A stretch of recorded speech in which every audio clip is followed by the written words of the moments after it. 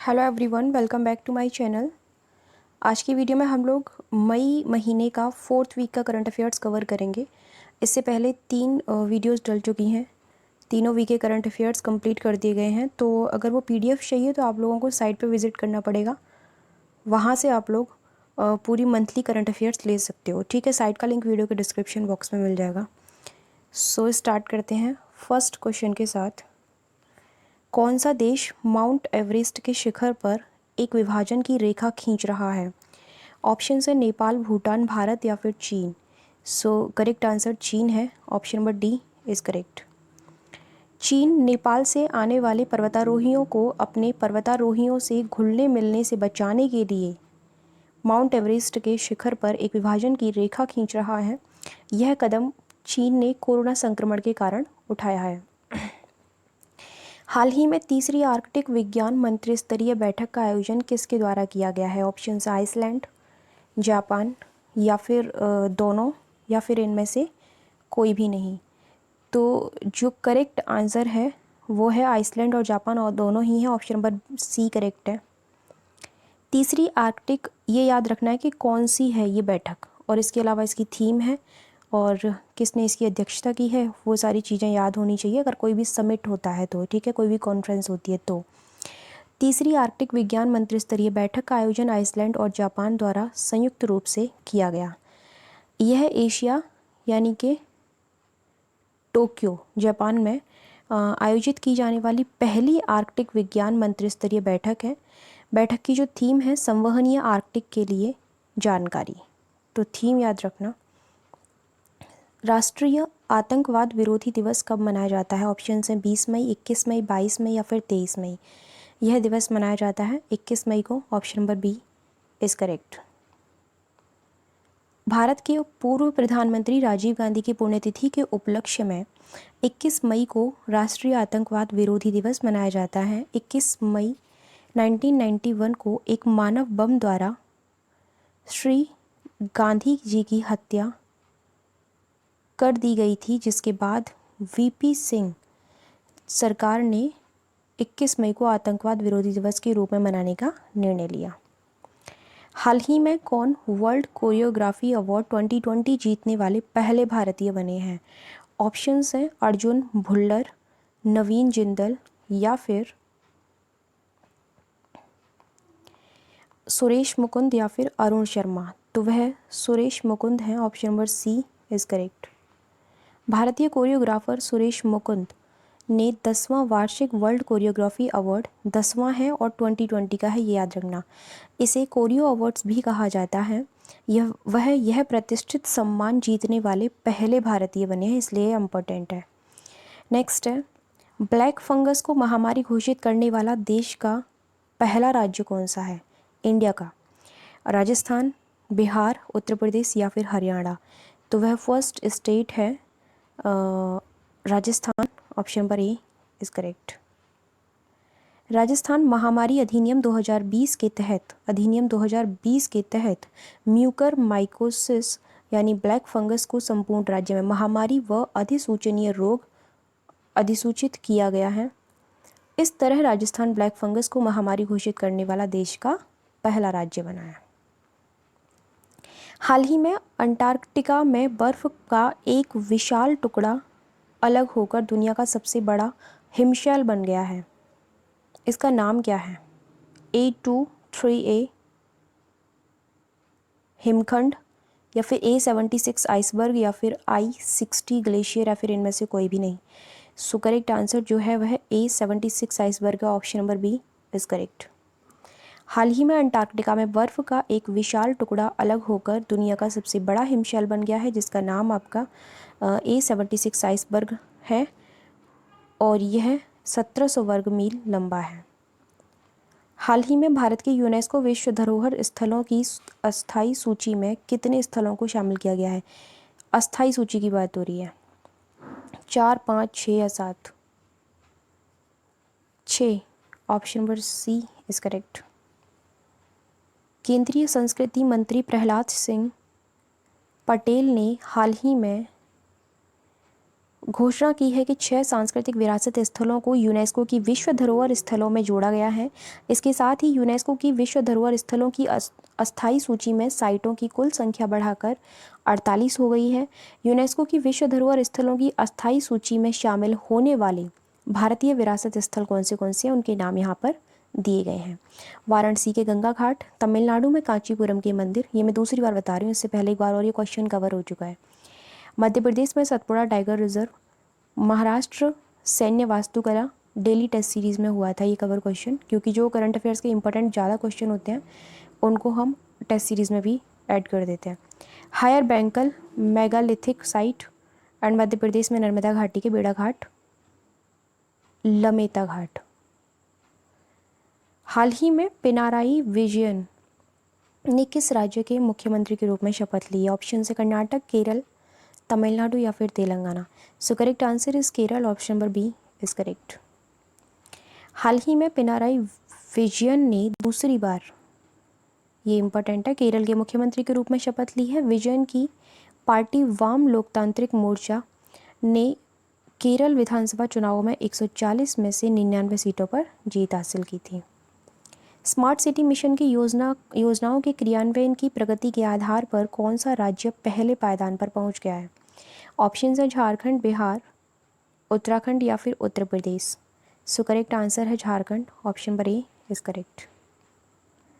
देश के 36 राज्यों एवं केंद्र शासित प्रदेश के विभिन्न 100 शहरों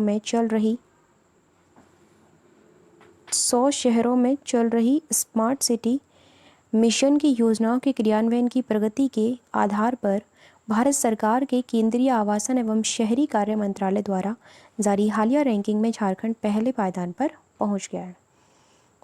हाल ही में चर्चा में रहा कोविशील्ड क्या है?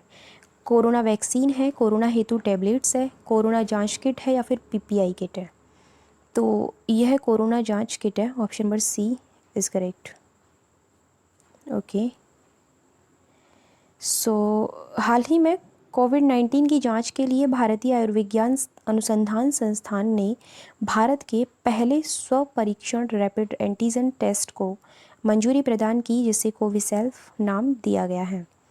किस देश ने वाइपर नामक मोबाइल रोबोट को चंद्रमा पर भेजने की घोषणा की है? ऑप्शन है रूस, चीन, अमेरिका या फिर जापान। तो वह अमेरिका है, option number C is correct.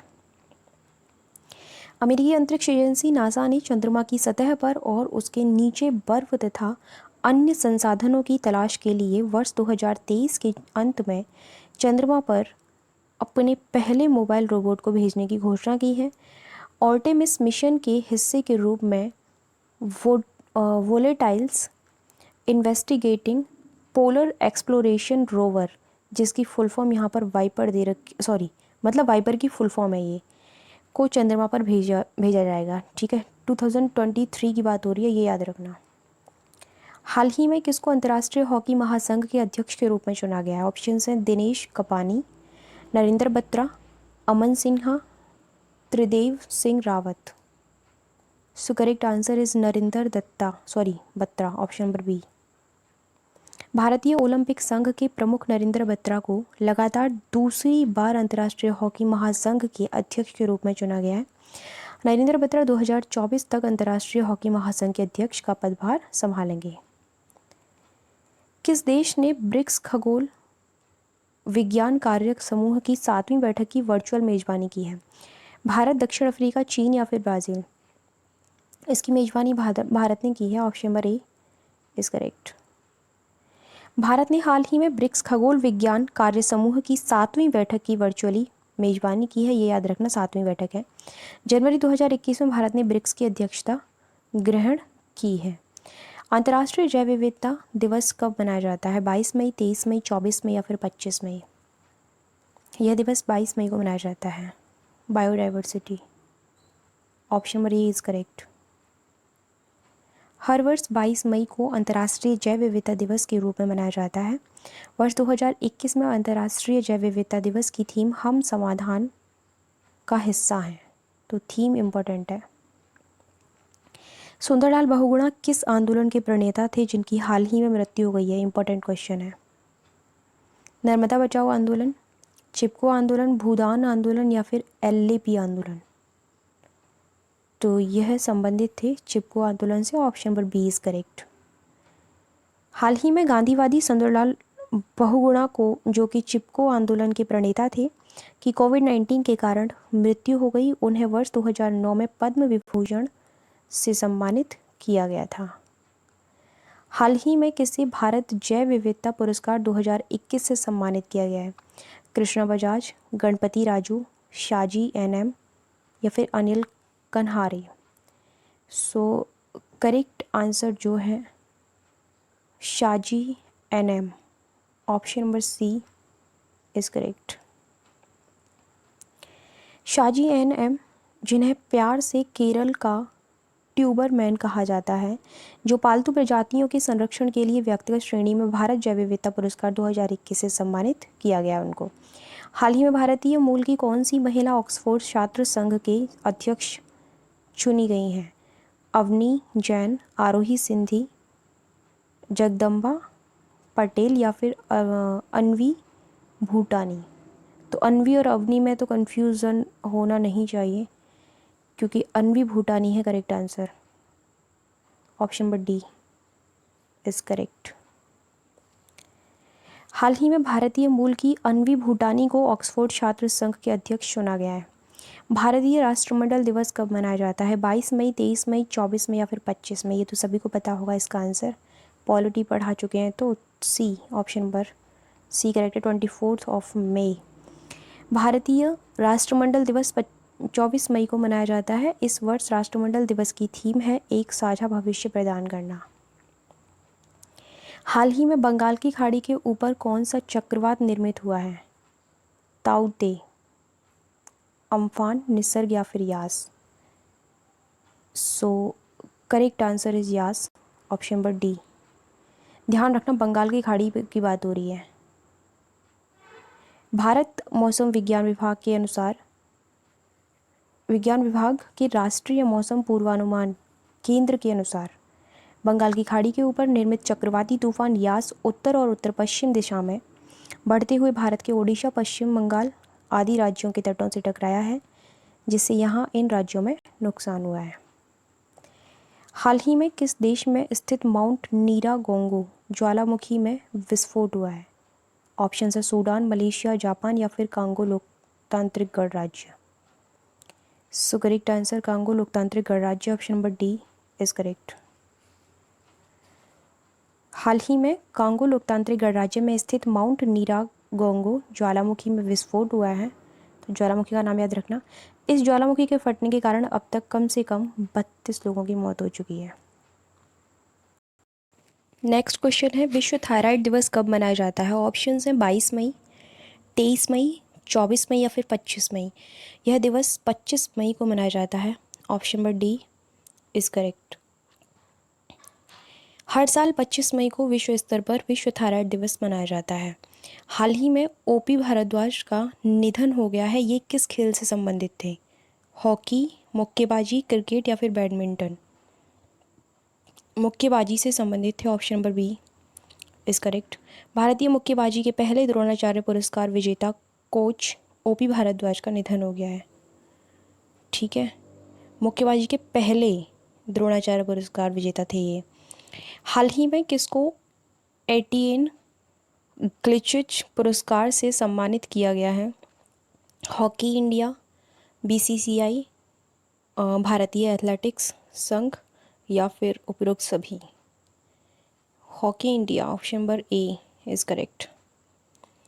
Hockey India ने देश में खेल में वृद्धि और विकास में योगदान के लिए प्रतिष्ठित एटीएन ग्लिचिस पुरस्कार जीता है। नेक्स्ट है, वर्ष 2022 में कहाँ पर फीफा अंडर 17 महिला विश्व कप का आयोजन किया जाएगा? ब्राज़ील, जापान, भारत या फिर मलेशिया?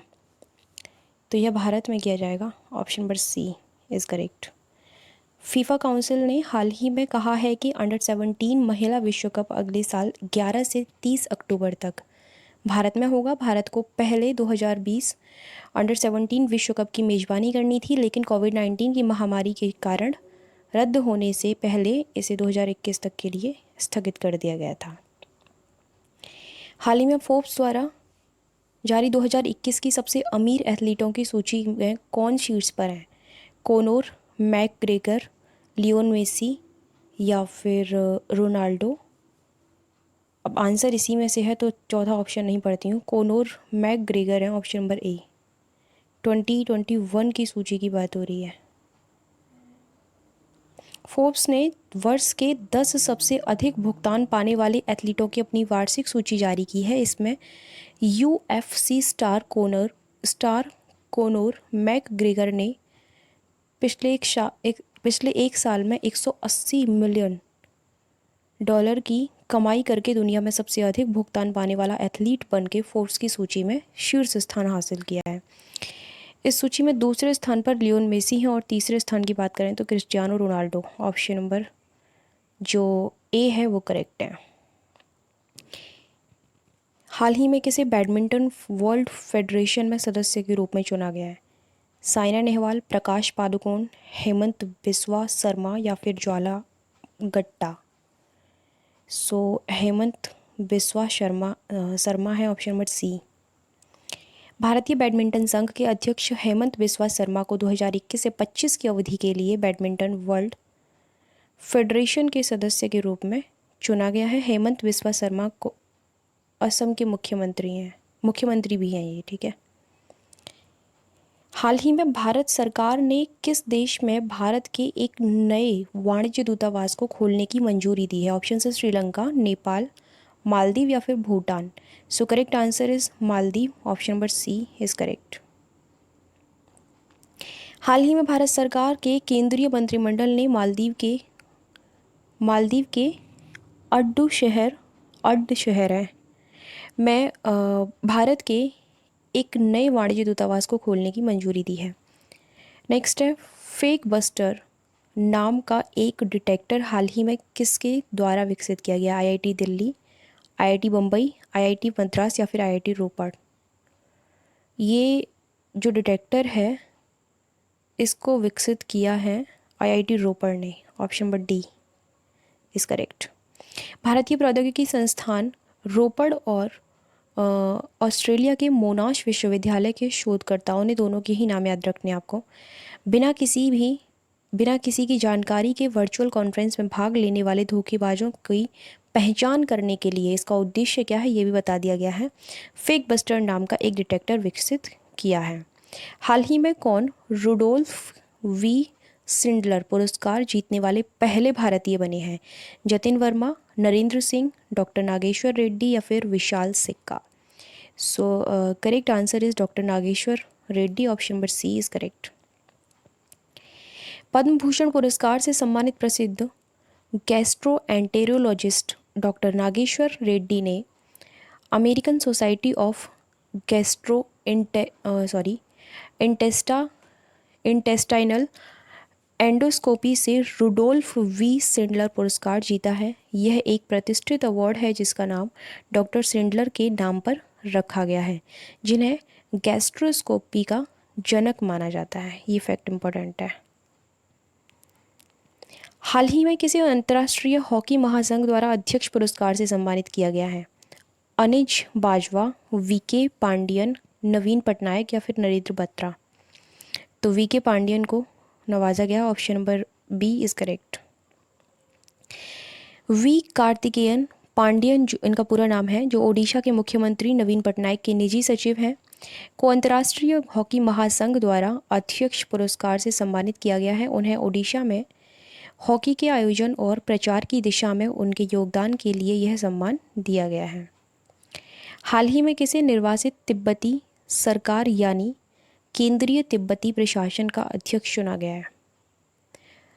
स्टेंजिन नूरबो पेमा खंडू एंड तेंजिन पेप या फिर पेनपा सेरिंग? करेक्ट आंसर क्या है इसमें? Last option number D is correct, Penpa Tsering. Penpa Tsering को धर्मशाला स्थित निर्वासित तिब्बती सरकार यानी कि केंद्रीय तिब्बती प्रशासन का अध्यक्ष चुना गया है, जिसे आधिकारिक तौर पर सिक्योंग कहा जाता है। ओके, सो नेक्स्ट क्वेश्चन है आप लोगों का, हाल ही में यूरोपीय संघ ने किस देश की एयरलाइंस को यूरोपीय संघ के हवाई क्षेत्र और हवाई अड्डों का उपयोग करने से प्रतिबंधित किया है? बेलारूस, लातविया, यूक्रेन या फिर एस्टोनिया? वह है आपका Belarus, option number A is correct. हाल ही में यूरोपीय संघ ने बेलारूस के खिलाफ प्रतिबंध लगाए हैं, जिसमें उसकी एयरलाइंस को यूरोपीय संघ के हवाई क्षेत्र और हवाई अड्डों का उपयोग करने से प्रतिबंधित किया गया है। यह प्रतिबंध इसलिए लगाया है हाल ही में क्योंकि बेलारूस के राष्ट्रपति ने एक यात्री जेट को जबरन रोककर और एक विपक्षी पत्रकार को गिरफ्तार करने हेतु युद्धक विमान को भेजा था। तो ये रीज़न है, ये रीज़न तो नहीं पूछा जाएगा। महिला और बाल विकास मंत्रालय लिंग आधारित हिंसा से पीड़ित भारतीय महिलाओं को सहायता प्रदान करने के लिए कितने देशों में वन स्टॉप सेंटर स्थापित करेगा? 5, 10, 15 या 20? कितने देशों में? ठीक है, तो ये किए जाएंगे आपके 10 देशों में। Option number B is correct. कौन से कंट्रीज हैं उनके नाम भी देख लेते हैं। महिला और बाल विकास मंत्रालय लिंग आधारित हिंसा से पीड़ित भारतीय महिलाओं को सहायता प्रदान करने के लिए 10 देशों में वन स्टॉप सेंटर स्थापित करेगा, जिनके नाम है बहरीन, कुवैत, कतर, ओमान, संयुक्त अरब अमीरात, सऊदी अरब के जेद्दा और रियाद, ऑस्ट्रेलिया, कनाडा, सिंगापुर। ये सब उसमें शामिल हैं जहां वन स्टॉप सेंटर खोले जाएंगे। ठीक है, तो इस वीक के जो करंट अफेयर्स थे उसमें आपके 33 क्वेश्चंस ही इम्पोर्टेंट थे। सो बाकी पीडीएफ आप लोगों को किस तरीके से लेनी, ये सारी चीज़ें मैं आप लोगों को बता चुकी हूँ। ओके, सो ठीक है, thank you so much for watching my video. मिलते हैं नेक्स्ट वीडियो में।